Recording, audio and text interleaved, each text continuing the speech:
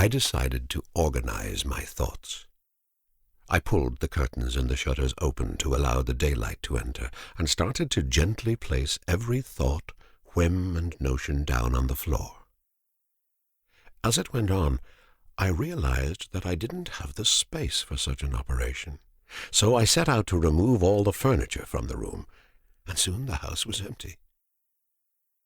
I resumed my work, carefully laying every whim and notion down until the entire house was covered with thoughts of all sizes, big and small.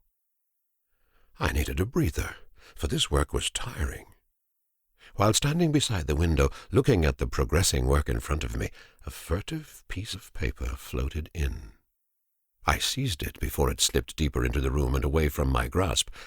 Being cautious didn't stop me from reading its content. I contemplated for some time after reading it, and decided to add this new idea to my vault of thoughts. Searching for an appropriate spot for it, I placed it beside another, and felt accomplished as I stood, having annexed another idea to my wealth. To my horror, this small idea began to grow, engulfing the others around it. I panicked and rushed in an attempt to stop the infection. Even then, I was careful not to stomp over any of the uninfected piles.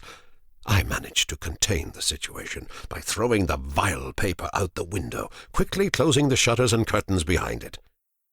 I turned to face the carnage, counting my losses, for half of the room was singed. I shall never forget that day, the day I tolerated an open mind.